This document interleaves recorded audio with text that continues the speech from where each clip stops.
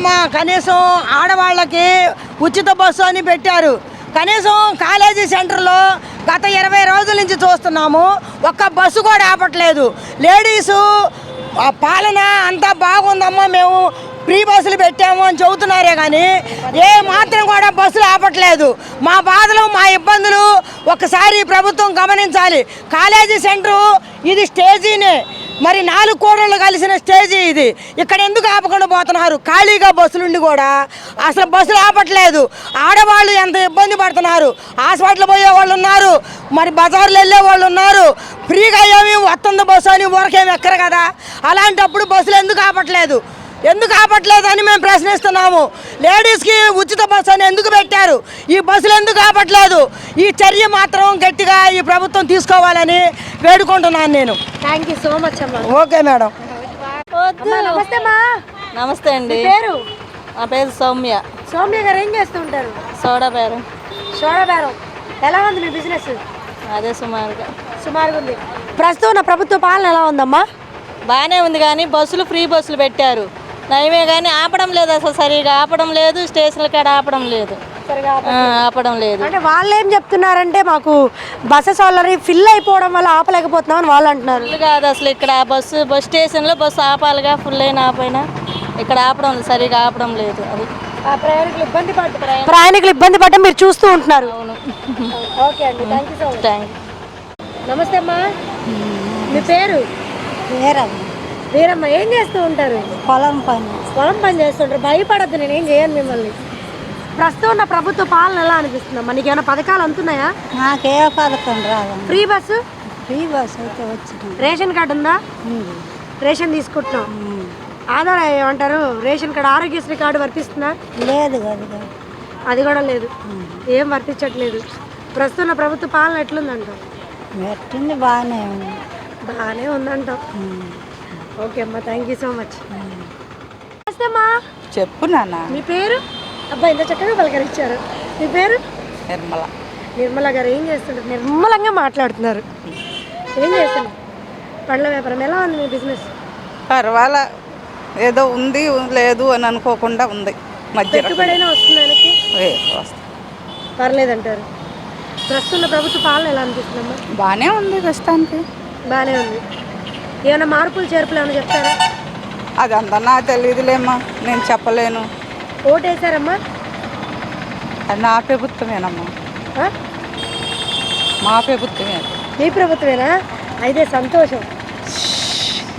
Okay, thank you so much. Sir నమస్తే. Sir నమస్తే madam. మీ పేరు? నా పేరు ఖాన్.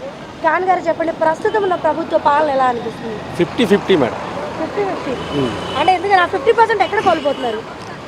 అంటే ప్రస్తుతానికైతే వాళ్ళు పరిపాలన విధానం మీద చూపిస్తున్నారు, కానీ ప్రజల దృష్టికి తీసుకుని వెళ్ళడం లేదు. ప్రజలకి అసలు ఏం కావాలనేది వాళ్ళకి తెలియటం లేదు. ప్రజల మీద వెళ్ళాలి. ప్రజలు ఏం చేస్తున్నారు? వచ్చింది మధ్యతరగతి మొత్తం ఉన్నది, ఎక్కువగా ఉన్నవాళ్ళు లేరు మేడం, మధ్యతరగతి వాళ్ళే ఉన్నారు. ఈ మధ్యతరగతిని వాళ్ళు దృష్టిలో పెట్టుకొని వాళ్ళకి ఏం చేయాలి అనేది వాళ్ళకు దృష్టిలో రావాలి. ఉంది కానీ చేస్తున్నారే కానీ అంత ఇదిగా చేయటం లేదు. 50-50 ఛాన్సెస్. ఇంకా మధ్యతరగతిలో ఇప్పుడు రానున్న రోజుల్లో వెళ్తారేమో మధ్యతరగతుల మీద, కొంచెం వాళ్ళకి ఏం కావాలి వాళ్ళకి ఏందనేది. ఇప్పుడు ఈ డిస్ప్యూట్ ఏదో వచ్చింది ఇప్పుడు, నా కల్తీ మద్యం అది ఏదో సరిగ్గా చేసుకొని దగ్గరలో వెళ్తే బాగుండిద్ది. Most welcome.